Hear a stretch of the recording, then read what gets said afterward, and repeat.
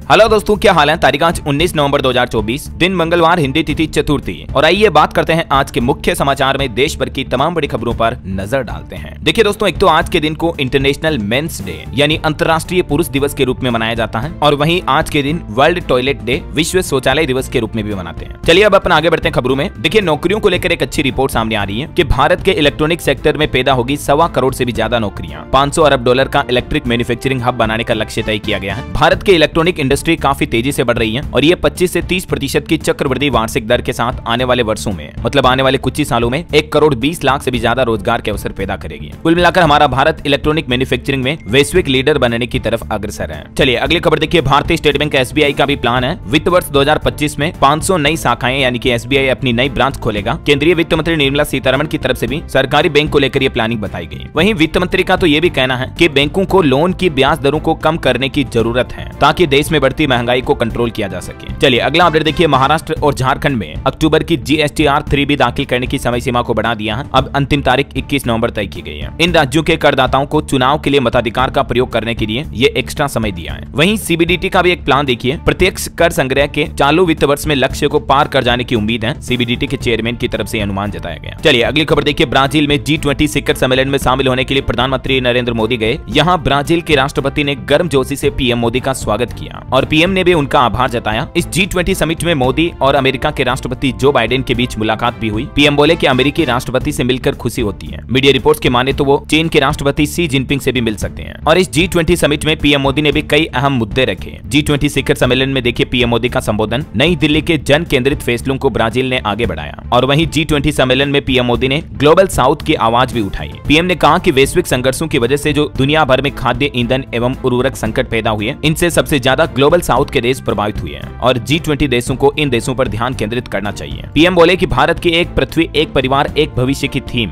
वर्तमान सम्मेलन में भी उतनी ही प्रासंगिक है जितनी पिछले वर्ष थी। 2 साल पहले दोस्तों G20 में रूस और अमेरिका भिड़े थे। भारत ने लगभग 300 बैठकें की। 200 घंटे की बातचीत के बाद इन दोनों देशों के बीच भी डिक्लेरेशन करवाया। तो PM मोदी का ये G20 दौरा भी काफी अहम माना जा रहा है। मोदी की ब्राजील यात्रा और भारत की G20 अध्यक्षता की विरासत देगी भविष्य की वैश्विक आर्थिक व्यवस्था को आकार। और एक अच्छी बात पता क्या, G20 देशों में भारत ने कमाल कर दिखाया। GDP ग्रोथ रेट में भारत ने टॉप किया है। जी हाँ, भारत की अर्थव्यवस्था को लेकर एक बड़ी खबर सामने आ रही। दुनिया के जितने भी G20 देश है ना, उनमें सबसे ज्यादा 7% GDP ग्रोथ रेट हासिल की है भारत ने, इंडिया ने। बल्कि दूसरे देशों की GDP ग्रोथ रेट 5, 4.5, 3.5% तक ही रही है। वहीं देखिए PM मोदी ने अपने नाइजीरिया दौरे के दौरान भी वहां के राष्ट्रपति को गिफ्ट किया कोल्हापुर का पंचामृत कलश भी। चलिए अब अपन आगे बढ़ते खबरों में देखिए आप। छोटे और मध्यम उद्यमों को सरकारी खरीद इकोसिस्टम का हिस्सा बनने में मदद करने के लिए ऑन बोर्डिंग अभियान का आयोजन किया गया और इस वर्ष इस अभियान की थीम विकसित भारत एट 2047 के अनुरूप में रखी गई है। 27 नवंबर तक भारत मंडपम कॉम्प्लेक्स प्रगति मैदान नई दिल्ली में आयोजित होने वाले भारतीय अंतर्राष्ट्रीय व्यापार मेले में भी भाग लिया जा रहा है। वहीं देखिए भारतीय रिजर्व बैंक RBI का कहना है कि अनैतिक प्रथाओं पर अंकुश लगाने के लिए ढांचा मजबूत करें बैंक बोर्ड। RBI गवर्नर की तरफ से देश भर के सभी बैंकों को यह नसीहत दी गई। वहीं पॉलिटिक्स से जुड़ी एक बड़ी खबर देखिए। कैलाश गहलोत जो अभी एक दिन पहले आम आदमी पार्टी से इस्तीफा दिए थे, अब वो भाजपा में शामिल हो चुके हैं। उन्होंने कहा कि मैंने कोई ED या CBI के दबाव में आम आदमी पार्टी नहीं छोड़ी, क्योंकि कैलाश गहलोत जो कि दिल्ली सरकार में परिवहन मंत्री रहे हैं, उनका आम आदमी पार्टी से यूं इस समय इस्तीफा देना कहीं न कहीं आम आदमी पार्टी के लिए एक बड़ा झटका है, क्योंकि दिल्ली में विधानसभा चुनाव भी नजदीक आ रहे हैं। इस बीच आप क्या कहना चाहेंगे दोस्तों इस राजनीतिक फेरबदल पर? आपकी राय विचार कमेंट करके बताइएगा। फिलहाल देखिए आप किसान आंदोलन पर बड़ी खबर आ रही है। शंभू बॉर्डर पर फिर बैठे किसान और अगले महीने 6 दिसंबर को दिल्ली कूच का ऐलान भी किया है। किसानों ने कहा कि 6 दिसंबर को वो रवाना होंगे, ट्रैक्टर ट्रॉली नहीं जाएगी। किसान नेता बोले कि हम 9 महीने से चुप बैठे हैं। हरियाणा के शंभू बॉर्डर पर धरने पर बैठे किसानों ने 6 दिसंबर को दिल्ली कूच का ऐलान किया है। चलिए अगली खबर देखिए। इलेक्ट्रिक व्हीकल पर अपडेट आना कि फुली डिजिटल टच स्क्रीन के साथ आएगी नई इलेक्ट्रिक एक्टिवा। इस स्कूटर में फुल चार्ज करने पर 104 किलोमीटर की रेंज मिलेगी। 27 नवंबर को Honda motorcycle and scooter India की तरफ से अपना ये पहला इलेक्ट्रिक 2 व्हीलर लॉन्च किया जाएगा। ये एक्टिवा हो सकती है। इसका लुक कुछ यूं होगा, देख सकते हैं आप। ओला से इसको टक्कर मिल सकती है। चलिए अगली खबर देखिए। कंगना रनौत की फिल्म इमरजेंसी की नई रिलीज डेट की घोषणा हुई। 17 जनवरी 2025 को ये फिल्म रिलीज होगी। इससे पहले आपको पता होगा सेंसर बोर्ड ने फिल्म का सर्टिफिकेट रोक दिया था। चलिए खबर देखिए। ड्रीम 11 ने गुरु होम लॉन्च किया। 2028 तक 50,000 क्रिएटर्स को सशक्त बनाने का लक्ष्य है। भारत में ऑनलाइन ई स्पोर्ट्स एंगेजमेंट को भी बढ़ावा देगा। ड्रीम 11 जो कि एक स्पोर्ट्स फैंटेसी कंपनी है, उसकी तरफ से ये नया प्लान बनाया गया है। चलिए पोल्यूशन पर बड़ी खबर देखिए दोस्तों। दिल्ली के लोगों के सीने में जलन, सांसों में तूफान और पूरा शहर परेशान है, क्योंकि दिल्ली का हाल बेहद खराब है। जी हाँ, अभी हेल्थ इमरजेंसी की चपेट में आ गया पूरा दिल्ली। कल बीते सोमवार को AQI 5 सालों में सर्वाधिक रहा और अगले कुछ दिनों तक दिल्ली की हवा में सुधार होने का कोई आसार नहीं दिख दिख रहा है। इसी बीच सुप्रीम कोर्ट में भी प्रदूषण को लेकर कल सुनवाई हुई। सुप्रीम कोर्ट ने दिल्ली समेत एनसीआर राज्यों को 12वीं तक की क्लासेज तुरंत बंद करने का निर्णय लेने का ऑर्डर भी जारी किया। दिल्ली सरकार ने तो फैसला भी ले लिया है। दिल्ली में आज से ही 12वीं तक के स्कूल बंद रहेंगे, सिर्फ ऑनलाइन पढ़ाई होगी। मुख्यमंत्री आतिशी की तरफ से ये नए निर्देश जारी किए गए हैं। न सिर्फ दिल्ली में बल्कि दोस्तों हरियाणा के भी 10 जिलों में 5वीं से 12वीं तक के स्कूल बंद कर दिए गए हैं, क्योंकि यहाँ भी प्रदूषण से हालात काफी बिगड़े हुए हैं। कुछ पाबंदियां भी बढ़ाई, माल ढुलाई बसों पर भी असर पड़ेगा, फल सब्जी दूध वगैरह महंगे हो सकते हैं, क्योंकि काफी कॉमर्शियल व्हीकल पर भी प्रतिबंध लगा दिया है। दिल्ली हरियाणा के अलावा यूपी मेरठ में भी 12वीं तक के स्कूलों में छुट्टी घोषित कर दी है। अब ऑनलाइन चलेगी क्लासेज। मेरठ के साथ ही यूपी नोएडा में भी ये छुट्टी घोषित कर दी। फिलहाल प्रदूषण का असर देखिए, दिल्ली के इंदिरा गांधी हवाई अड्डे पर भी 14 फ्लाइट्स को डाइवर्ट किया गया, क्योंकि विजिबिलिटी बहुत कम हो रही है। दिल्ली की एयर क्वालिटी बेहद खतरनाक लेवल पर पहुंच चुकी है। देखिए आप, विजिबिलिटी मात्र 150 मीटर तक रही। इस वजह से 100 से ज्यादा फ्लाइट्स भी देरी से पहुंची। लगभग 15 फ्लाइट को डाइवर्ट किया गया। हालात ये दोस्तों कि जिस कोर्ट में सुनवाई हो रही प्रदूषण की, उस कोर्ट रूम के अंदर का AQI भी 990 चल रहा है। और दिल्ली में इन बढ़ते प्रदूषण के हालातों को लेकर अब सुप्रीम कोर्ट सख्त हुआ। सुप्रीम कोर्ट ने दिल्ली सरकार को फटकार भी लगाई। कहा कि ग्रेड 4 की पाबंदियां लागू करने में 3 दिन की देरी क्यों हुई, और ये भी कहा कि हमसे पूछे बगैर अब ग्रेड 4 नहीं हटेगा, क्योंकि प्रदूषण के हालात बहुत ज्यादा गंभीर पहुंच चुके हैं। तो जो पहले ग्रेड 3 की पाबंदियां थी, उनको भी बढ़ाकर ग्रेड 4 की पाबंदियां लागू कर दी है। और ये GRAP 4 के तहत 8 नए नियम लागू हो चुके हैं। किन किन चीजों पर एंट्री बैन रहेगी, किन किन गतिविधियों पर पाबंदी रहेगी, ये जानकारी भी आप देख सकते हैं स्क्रीन पर। जबकि इससे पहले आपको पता होगा, दिल्ली सरकार ने 5वीं से 9वीं तक के स्कूलों को ऑनलाइन किया था। तो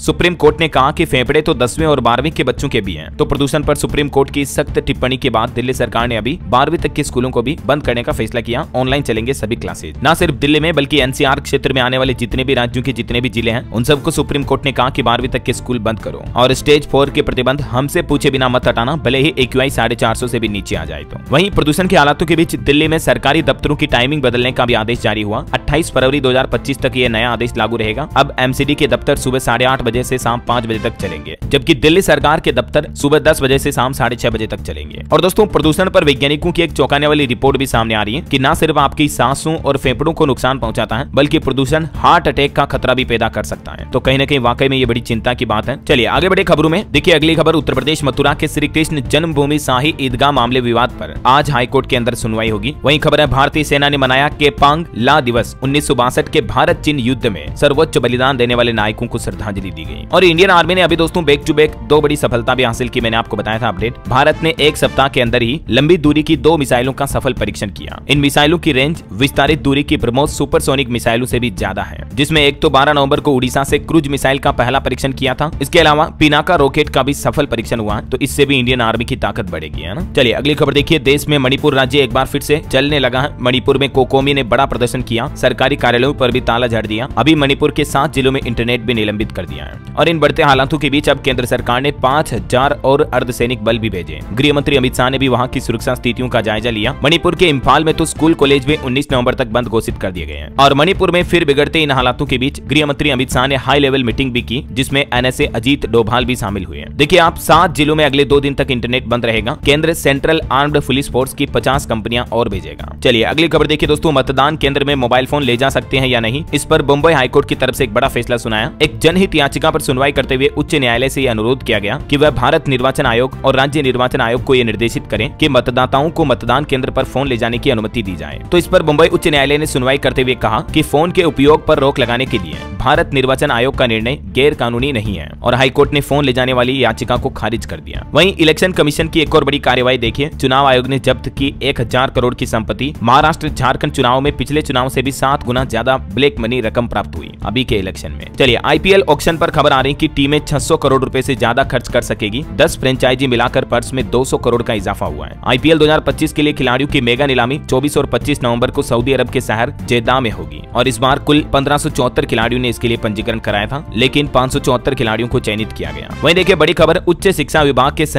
संजय मूर्ति होंगे नए नियंत्रक एवं महालेखा परीक्षक। जल्दी ये अपना कार्यभार संभालेंगे। और दोस्तों स्टॉक मार्केट में ट्रेडिंग करने वालों के लिए बड़ी खबर देखिए, BSE ने लॉन्च किया नया BSE सेलेक्ट IPO इंडेक्स। ये इंडेक्स पब्लिक इश्यू या स्पिन ऑफ डीमर्जर प्रोसेस के माध्यम से शेयर बाजार में नए लिस्टेड शेयरों के परफॉर्मेंस को ट्रैक करेगा, जैसे बैंक निफ्टी सेंसेक्स वगैरह ना, जैसे अब ये एक नया इंडेक्स होगा। और वहीं एक और बड़ा प्लान देखिए सेबी का, बड़े ब्रोकर्स अब नहीं कर पाएंगे फ्री ट्रेडिंग। इन नियमों की वजह से ट्रेडिंग करना अब महंगा होगा। जी हाँ दोस्तों, मार्केट एक्सचेंजेस ने ब्रोकरेज की होने वाली कमाई पर यह बड़ा एक्शन लिया है और नए नियम के मुताबिक अब ब्रोकरेज फ्री ट्रेडिंग नहीं कर पाएंगे। उन्हें अब कुछ एक्स्ट्रा फीस वगैरह देनी पड़ेगी, नए ट्रांजैक्शन चार्ज लगेंगे, जिसकी डिटेल भी आप देख सकते हैं। वैसे सेबी मार्केट की बात बातें हो रही हैं तो चलिए मैं आपको कुछ मार्केट अपडेट भी बता देता हूं। देखिए आप बीते दिन लगातार 7वें दिन शेयर बाजार गिरा। सेंसेक्स 241 अंक गिरकर 77,339 पर बंद हुआ। निफ्टी में भी 78 अंक की गिरावट दर्ज हुई। बीते एक सप्ताह में ही लगभग 2000 अंक गिर चुका है भारत का सेंसेक्स और कल भी शेयर बाजार में गिरावट के साथ बंद हुआ स्टॉक मार्केट। निवेशकों के लिए खबर है, आज से सब्सक्रिप्शन के लिए खुलेगा एनटीपीसी ग्रीन एनर्जी का आईपीओ भी और इसके स्टॉक का प्राइस बैंड रखा गया 102 से 108 रुपए प्रति शेयर। वहीं भारतीय रुपये को लेकर एक अच्छी रिपोर्ट सामने आ रही है। फॉरेक्स मार्केट में अमेरिकी डॉलर के मुकाबले 84 रुपए और 39 पैसे की मजबूती के साथ बंद हुआ भारतीय रुपया। चलिए मार्केट के बाद कुछ मौसम अपडेट देख लेते हैं। देखिए बिहार में कोहरे के कारण 17 ट्रेनें और 6 फ्लाइट लेट हुई। मध्य प्रदेश में स्कूलों की टाइमिंग भी बदल चुकी है। लद्दाख और जम्मू कश्मीर में पहली बर्फबारी भी हुई इस सीजन की। बिहार में ठंड और कुहासे का असर देखने को मिल रहा है। काफी ट्रेनें 12 घंटे देरी से चल रही है। इधर मध्य प्रदेश में भोपाल में स्कूलों की टाइमिंग बदली और भी इंदौर, जबलपुर, ग्वालियर, उज्जैन में भी स्कूलों का समय जल्द ही बदला जाएगा ठंड बढ़ने के बाद। वहीं राजस्थान में भी मौसम विभाग का कहना कि अब तेज होगी सर्दी। 7 जिलों में कोहरा छाया, यहाँ भी 5 ट्रेनें लेट हुई। हरियाणा में देखिए धुंध में 13 गाड़ियां टकरा गई। एक एसी बस में यात्री बाल बाल बचे क्योंकि हीटर से पूरी कार जल गई। एक्सीडेंट भी हो गया धुंध में। और इधर पंजाब के भी देखिए 14 जिलों में धुंध का अलर्ट है। 50 मीटर से कम रहेगी विजिबिलिटी। तो सर्दियों के मौसम में स्पेशली दोस्तों जब कोहरा रहता ना तो गाड़ी थोड़ी धीमे चलाएं क्योंकि एक्सीडेंट होने के चांसेस बढ़ जाते हैं। और भी अगले 24 घंटों के दौरान मौसम की संभावित गतिविधियां क्या रह सकती हैं। कुछ राज्यों में हल्की मध्यम बारिश की भी संभावना है जिसकी जानकारी आप देख सकते हैं। और चलिए मौसम के बाद सराफा बाजार पर नजर डालें तो देखिए सोने के दाम 1069 रुपए बढ़े। काफी दिनों की गिरावट के बाद अब सोना वापस मजबूत हो रहा है। 74,808 पर पहुंचा सोना। चांदी भी 2186 रुपए महंगी हुई और चांदी के दाम फिर से 89,289 रुपए प्रति किलो पहुंच चुके हैं। ये अलग अलग कैरेट के हिसाब से भी सोने का रेट आप देख सकते हैं क्योंकि अभी देव उठनी 11 के बाद शादी ब्याह के सीजन शुरू हो गए हैं तो शादी ब्याह की खरीदारी और वैश्विक संकेतों से सोना चांदी थोड़ा मजबूत हुआ है। चलिए अगली खबर देखिए। क्रिसिल की एक रिपोर्ट सामने आ रही है कि टायर कंपनियों के रेवेन्यू ग्रोथ में भविष्य में तेजी की संभावना है। तो अगर आप निवेश करने की सोच रहे हैं तो इस सेक्टर की कंपनियों पर भी नजर डाल सकते हैं। 2025 में 7 से 8% की राजस्व बढ़ोतरी देखने को मिल सकती है टायर मैन्युफैक्चरर्स को भारत में, है ना। और वैज्ञानिकों की फसलों को लेकर एक रिसर्च देखिए आप कि फसलें सोख रही हैं जरूरत से ज्यादा पानी और भविष्य में ये बड़ा खतरा हो सकता है। भारत में भूगर्भ जल का सर्वाधिक इस्तेमाल होता है। क्लाइमेट चेंज का भी कितना गंभीर असर पड़ रहा है देखिए आप। गुजरात और राजस्थान में 50% ज्यादा बारिश की संभावना है जबकि हिमालयी क्षेत्रों में आने वाले वर्षों में बारिश कम होगी। चलिए अगली खबर देखिए। गरीबों तक नहीं पहुंच रहा फ्री राशन। हर साल गायब हो रहा 69,000 करोड़ रुपए का अनाज। जी हाँ, भारत में भले ही सरकार द्वारा फ्री राशन योजना चलाई जा रही हो लेकिन इसी फ्री राशन योजना पर ICRIER की एक चौंकाने वाली रिपोर्ट सामने आई है। इसके मुताबिक देश में हर साल करीब 69,000 करोड़ रुपए का राशन गायब हो जाता है जिससे देश को बड़ा नुकसान हो रहा है। जबकि ये राशन उन 81 करोड़ जरूरतमंद लोगों के लिए आता है जो कि सरकारी मदद पर निर्भर करते हैं। मतलब इस रिपोर्ट के मुताबिक करीब 2 करोड़ टन चावल और गेहूं जरूरतमंद लोगों तक पहुंचने से पहले ही खुले बाजार में बिक जाता है या कहीं और भेज दिया जाता है। मतलब राशन चोरी की एक सबसे बड़ी समस्या है। ICRIER का फुल फॉर्म है दोस्तों Indian council for research on international economic relations. इसकी रिपोर्ट में ये चौंकाने वाली जानकारी बताई गई है कि हमारे देश में अभी भी राशन चोरी की समस्या कितनी बड़ी है। अब ये राशन चोरी क्यों हो रही है? जाहिर सी बात है भ्रष्टाचार करते हैं बीच में कई लोग, गरीबों का हक छीना जा रहा है। तो वाकई में इस रिपोर्ट को सरकार को सीरियस लेना चाहिए और एक ऐसा नया सिस्टम डेवलप करना चाहिए जिससे कि गरीबों को उनका हक पूरा मिल सके और इस तरह से बीच में बिचौलिया जो फर्जीवाड़ा भ्रष्टाचार करते हैं उनको पकड़ा जा सके। क्या कहते हो, सही है ना? भले ही सरकार को कुछ ऐसे नए अफसरों की नियुक्ति करनी चाहिए जो इस पूरी राशन वितरण प्रणाली को ट्रैक करें, इनका रिकॉर्ड रखें। मतलब यार एक एक दाने दाने के गेहूं का हिसाब होना चाहिए। ऐसे सालाना इतने हजारों करोड़ की चपत लग रही है, सरकार की योजनाओं का फायदा गरीबों तक पहुंच नहीं पा रहा, तो इससे बड़ी चिंता की बात और क्या हो सकती है, जरा सोचिए आप। चलिए अगली खबर देखिए। भारत में हवाई यात्रियों की संख्या पर एक रिपोर्ट सामने आ रही है कि पहली बार यह आंकड़ा 5 लाख के पार पहुंचा एक दिन में। मतलब तो दिनों दिन भारत में हवाई यात्रियों की संख्या बढ़ रही है, दिवाली के बाद और ज्यादा बढ़ी है। वहीं देखिए बड़ी खबर, छत्तीसगढ़ में हाईकोर्ट ने बड़ा फैसला सुनाया। कहा कि स्कूलों के पास तंबाकू, गुटखा, सिगरेट, पान मसाला बेचने वालों की खेड़ नहीं। और छत्तीसगढ़ हाईकोर्ट ने सरकार को एक नोटिस भी जारी किया। कहा कि किसी भी प्राइवेट और सरकारी स्कूलों के आसपास तंबाकू उत्पादों की बिक्री नहीं होनी चाहिए। छत्तीसगढ़ सरकार से हाईकोर्ट ने नाराजगी भी जताई। वहीं देखिए बड़ी खबर, माता वैष्णो देवी के दर्शन करने वाले भक्तों की संख्या पर रिपोर्ट आ रही है कि श्रद्धालुओं की संख्या इस साल 86 लाख के भी पार पहुंची। दिसंबर तक ये आंकड़ा 95 लाख तक पहुंचने का अनुमान है। और माता के भक्तों के लिए एक और अच्छी खबर तो ये है कि माता वैष्णो देवी मंदिर की यात्रा अब और आसान होगी क्योंकि एक नई रोपवे परियोजना का शुभारंभ भी हो चुका है जिससे श्रद्धालुओं को एक नया अनुभव मिलेगा। श्री माता वैष्णो देवी श्राइन बोर्ड ने श्रद्धालुओं की बढ़ती संख्या को देखते हुए और बुजुर्ग और विकलांग यात्रियों की यात्रा को सरल बनाने के लिए ये नई परियोजना शुरू की है। चलिए अगली खबर देखिए। दिल्ली मेट्रो ने लॉन्च किया नया फीचर, लाखों पैसेंजर्स को बड़ा फायदा मिलेगा। दरअसल दिल्ली के लाखों यात्रियों के लिए खुशखबरी ये है कि अब वो एक ही मोबाइल ऐप से बुक कर सकेंगे नमो भारत और दिल्ली मेट्रो के टिकट भी, क्योंकि ये 2-in-1 सुविधा मिलेगी एक ही मोबाइल ऐप में। DMRC मोमेंटम 2.0 ऐप के जरिए दोनों टिकट बुक कर पाएंगे दिल्ली के पैसेंजर, है ना। वहीं दोस्तों यूपी में आने वाले महाकुंभ 2025 पर कुछ अपडेट देखिए आप। साधु संतों के आगमन की शुरुआत हो चुकी है। इससे प्रयागराज की रौनक बढ़ी। 13 जनवरी 2025 से लेकर 26 फरवरी 2025 के बीच ये महाकुंभ मेले का आयोजन होगा और इसकी तैयारियां अभी अंतिम चरण में पहुंच चुकी हैं। श्रद्धालुओं के लिए कई खास इंतजाम किए गए। इस बार हर 10 टॉयलेट्स पर एक सफाई कर्मी भी रहेगा और सैकड़ों नए टॉयलेट्स भी बनाए गए हैं। महाकुंभ 2025 में यात्रियों की सुविधा के लिए शहर के बाहर अस्थायी बस स्टेशन भी बनाए जाएंगे ताकि यात्री आसानी से आ जा सके।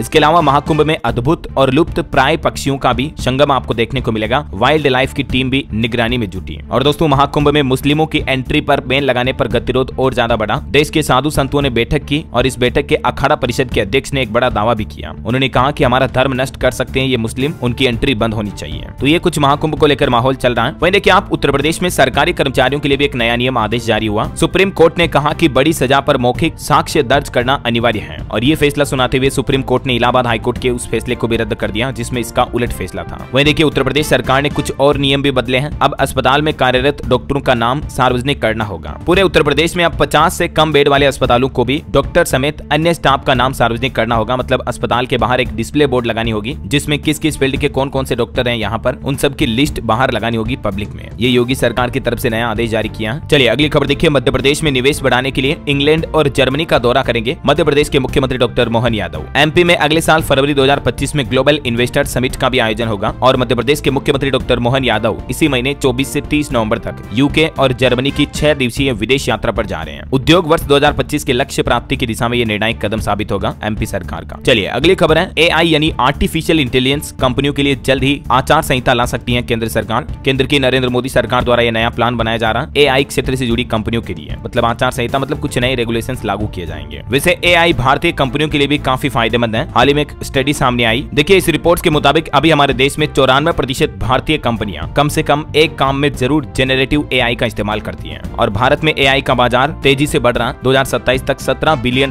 तक पहुंचने की उम्मीद है। चलिए अगली खबर देखिए। मेट्रो के बाद अब आने वाला है वाटर टैक्सी का टाइम। हमारे देश में नवी मुंबई में इंटरनेशनल एयरपोर्ट मार्च 2025 में शुरू होने की उम्मीद है और केंद्रीय परिवहन मंत्री नितिन गडकरी ने कहा कि प्रस्तावित जल टैक्सी सेवा शुरू होने पर यात्रियों को मुंबई के किसी भी हिस्से से नवी मुंबई अंतर्राष्ट्रीय हवाई अड्डे तक पहुंचने में केवल 17 मिनट लगेंगे। यानी मुंबई में आपको मेट्रो की तरह ही वाटर टैक्सी सेवा भी देखने को मिलेगी आने वाले 2025-26 तक, है ना। चलिए, किसान भाई लोगों के लिए एक और अच्छा फैसला सरकार का कि सोयाबीन और कपास की खेती करने वाले किसानों को प्रति हेक्टेयर 5,000 रुपए अतिरिक्त दिए जाएंगे। केंद्रीय कृषि मंत्री शिवराज सिंह चौहान की तरफ से ये घोषणा करते हुए कहा गया है कि सोयाबीन कपास की खेती वाले किसानों के बैंक खातों में सीधा 5,000 प्रति हेक्टेयर के हिसाब से सरकार बैंक खातों में पैसा ट्रांसफर करेगी। वहीं एक रिपोर्ट आ रही दोस्तों की जनवरी से लेकर सितंबर 2024 तक दुनिया भर में 6.5 करोड़ कारों की बिक्री हुई है। बीते 9 महीनों में मतलब दुनिया भर में इतनी कारें बिकी और इसमें सबसे ज्यादा मांग चीन में रही। अकेले चीन में ही 1/3 कारों की बिक्री हुई है। भारत भी हालांकि टॉप 3 उन देशों की लिस्ट में शामिल हुआ जहां कारों की डिमांड सबसे ज्यादा रही। चीन के बाद दूसरे नंबर पर जापान रहा और तीसरे नंबर पर हमारा भारत रहा। भारत में इन बीते 9 महीनों में 36,14,000 यूनिट्स कारों की बिक्री हुई है ना। चलिए अगली खबर देखिए। इलाहाबाद हाईकोर्ट का एक बड़ा फैसला कि पहली पत्नी पेंशन पाने की हकदार है।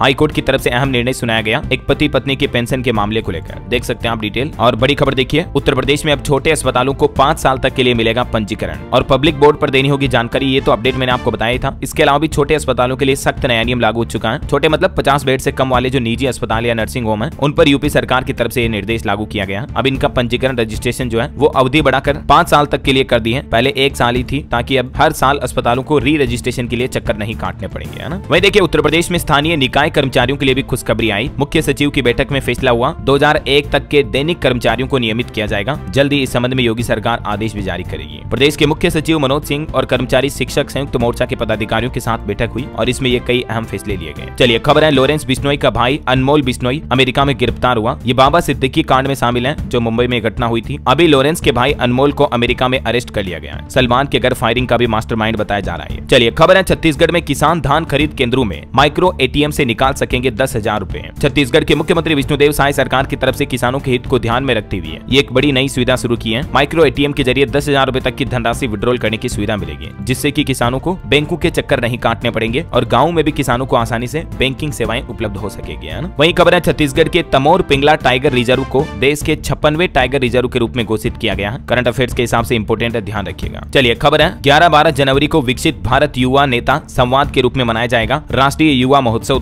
2025 केंद्रीय युवा मामले एवं खेल मंत्री डॉक्टर मनसुख मांडविया की तरफ से नई दिल्ली में एक संवाददाता सम्मेलन को संबोधित करते हुए यह बड़ी घोषणा की गई है। मनसुख साहब का कहना है कि इस संवाद का उद्देश्य देश भर के युवाओं में प्रतिभा की पहचान करना और उन्हें विकसित करना है। वहीं खबर है रक्षा मंत्री राजनाथ सिंह भी आसियान रक्षा मंत्रियों की बैठक में भाग लेने के लिए 20 से 22 नवंबर तक लाओस की आधिकारिक यात्रा पर रहेंगे। और खबर है कि पीएम मोदी के बाद देश के केंद्रीय परिवहन मंत्री नितिन गडकरी भी बिहार का दौरा करेंगे। 21 नवंबर को बिहार में कई नेशनल हाईवे परियोजनाओं का उद्घाटन और शिलान्यास करेंगे। 21 तारीख को नितिन गडकरी बिहार दौरे पर आ रहे हैं। और बड़ी खबर आ रही, दिल्ली मुंबई समेत समूचे भारत में 6 से 8 रुपए प्रति किलो तक बढ़ सकती है सीएनजी की कीमतें, क्योंकि हाल ही में सप्लाई में कटौती की गई थी। मैंने आपको अपडेट बताया भी था। और खेल समाचार पर खबर है, ऑस्ट्रेलिया ने पाकिस्तान से सीरीज 3-0 से जीती। तीसरे T20 में 7 विकेट से हराया। स्टोइनिस की 50 भी देखने को मिली। चलिए खबर है, महाराष्ट्र और झारखंड में विधानसभा चुनाव प्रचार का दौर थमा। अब कल 20 तारीख को मतदान होगा, फिर 23 नवंबर को नतीजे भी आ जाएंगे। वहीं कुछ और पॉलिटिक्स से जुड़े अपडेट देखिए दोस्तों। राहुल गांधी बोले कि झारखंड में आरक्षण का दायरा बढ़ेगा, हम जाति जनगणना कराएंगे, बीजेपी हमें रोकने की कोशिश कर रही है। और राहुल ने एक है तो सेफ है का पोस्टर भी दिखाया। वो बोले कि धारावी प्रोजेक्ट अडानी को देने पर कहा कि मोदी, अडानी और शाह एक हैं, ये सेफ हैं। इधर हरियाणा सरकार ने अपने विधानसभा सत्र में खट्टर सरकार वाले 2 बिल वापस लिए। जॉब सिक्योरिटी बिल पर भड़की भुक्कुल भी, बोले कि सीएम साहब हंसी में सत्र बढ़ाया गया। वैसे हरियाणा विधानसभा में पहले ही दिन 7 बड़ी घोषणाएं की गई हरियाणा की नायब सिंह सैनी सरकार की तरफ से, युवाओं के लिए आरक्षण वगैरह को लेकर और श्रमिकों के लिए भी, और बुजुर्गों के लिए मुख्यमंत्री तीर्थ योजना का भी विस्तार किया जाएगा। स्टूडेंट छात्र छात्राओं के लिए समेत ये 7 बड़ी घोषणाएं रही। वहीं पॉलिटिक्स के कुछ बयानबाजी देखिए आप। मुस्लिम नेता ओवैसी ने छत्तीसगढ़ के भाजपाइयों को नसीहत दी, कहा कि हमें ना सिखाएं दीन। वक्फ बोर्ड ने कहा था तकरीर से पहले परमिशन लें। और देखिए देश के संतों ने भी ओवैसी से ये कहा कि सुनो ओवैसी, 5 मिनट में काम तमाम हो जाएगा। मध्य प्रदेश उज्जैन में संतों ने कहा कि 15 मिनट वाली चुनौती स्वीकार हुई। ये वीडियो भी जारी किया संतों ने, देख सकते हैं आप। संत बोले कि हम एक हाथ में शास्त्र और दूसरे हाथ में शस्त्र रखते हैं। और संतों ने यह बयान दिया क्योंकि हाल ही में ओवैसी ने 15 मिनट वाला बयान जारी किया तो उसी के जवाब में संतों ने कहा कि 15 मिनट आप मांग रहे हैं लेकिन 5 मिनट ही काफी है। तो ये कुछ पॉलिटिक्स की बयानबाजी चल रही है। और फिलहाल अपन आगे बढ़ते हैं खबरों में। देखिए एक तो बिहार में अच्छी खबर है, बिहार को मिलेंगे 2 लाख अतिरिक्त प्रधानमंत्री आवास। चुनाव से पहले मोदी सरकार ने बड़ा दांव खेला और बिहार वासियों को ये 2 लाख अतिरिक्त प्रधानमंत्री आवास योजना के तहत घर स्वीकृत करने का फैसला किया है। वहीं देखिए बिहार में 3 लाख लोगों ने जमा नहीं किया ई चालान, अब नहीं मिलेगा प्रदूषण प्रमाण पत्र। पटना में ई चालान कटने के बाद ये परिवहन विभाग ने सख्त आदेश जारी किया। अच्छा एक अनोखी खबर देखिए दोस्तों, राजस्थान से 32 लाख सालाना का पैकेज छोड़ साध्वी बनेगी ये सॉफ्टवेयर इंजीनियर। एक ऑटोमोबाइल बिजनेसमैन की बेटी है। इन्होंने अपनी मां से कहा कि पैसों में सुख नहीं है।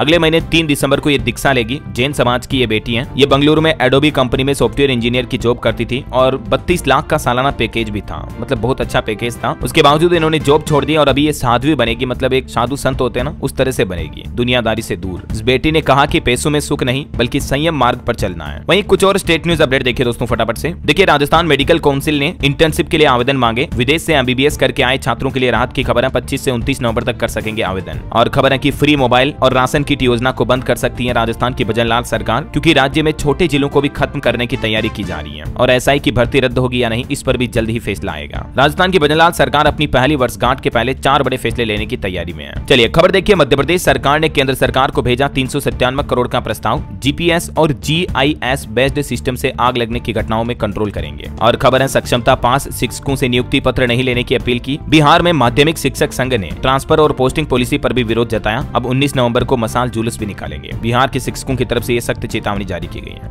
वहीं दोस्तों बिहार के रेल यात्रियों के लिए भी एक अपडेट आ रहा कि संपूर्ण क्रांति क्लोन स्पेशल ट्रेन अब 30 नवंबर तक चलेगी। पटना दरभंगा से आने जाने वाली 6 जोड़ी ट्रेनों के भी 2-2 फेरे बढ़ाए गए हैं। वहीं खबर है बिहार में हजारों एकड़ जमीन की खरीद बिक्री पर रोक लगाई गई। सरकार ने खाता खेसरा लॉक किया, पेपर दिखाने के लिए 90 दिन तक का समय दिया है। और देखिए बिहार बोर्ड 2025 से एआई टूल्स का इस्तेमाल करेगी। फर्जी परीक्षार्थियों को पकड़ने में मदद मिलेगी। ऐसा करने वाला देश का पहला बोर्ड बनेगा बिहार बोर्ड। चलिए अगली खबर देखिए, हज यात्रियों के लिए एक जरूरी सूचना। यात्रा अब महंगी हुई, अब कितनी धनराशि खर्च करनी पड़ेगी। तो ये नए नियमों को लागू करने के बाद हज यात्रा 60,000 रुपए महंगी हो गई है। जहां पहले 3,90,000 रुपए तक का खर्च था, तो अब 4.5 लाख रुपए तक हज यात्रा के लिए चुकाने होंगे। हज यात्रियों के लिए सरकार की तरफ से ये प्लान बनाया गया। और खबर है अब फ्लाइट में भी मिलेगा मोबाइल इंटरनेट। एलन मस्क के रॉकेट से पहली बार लॉन्च होगा इसरो का सैटेलाइट GSAT-N2। भारतीय अंतरिक्ष एजेंसी इसरो और एलन मस्क मिलकर इस नए सैटेलाइट को लॉन्च करने जा रहे हैं। और इस सैटेलाइट की लॉन्चिंग का टाइम भी आप देख सकते हैं। देर रात में अगर कुछ दिक्कत आई तो आज दिन दोपहर में 3 बजे इसे रीलॉन्च किया जाएगा। वहीं देखिए बड़ी खबर, सरकारी कंपनियों के पास अब ज्यादा केस होगा। डिविडेंड, शेयर स्प्लिट और शेयर बायबैक की नई गाइडलाइन जारी की है सरकार ने। और ये गाइडलाइन के नए रूल्स भी आप देख सकते हैं स्क्रीन पर, क्योंकि अभी मैं एक-एक पॉइंट को बोलूंगा तो बहुत ज्यादा समय लग जाएगा ना। वहीं खबर है मध्य प्रदेश सरकार ने तय कर दी तारीख। अब इन दिनों में शादी करेंगे तभी एमपी में कन्या विवाह योजना का लाभ मिल पाएगा। मतलब सामूहिक विवाह की ये तारीखें निर्धारित की गई है मध्य प्रदेश में मुख्यमंत्री कन्या विवाह योजना को लेकर। और ये तारीखें अभी नवंबर दिसंबर से लेकर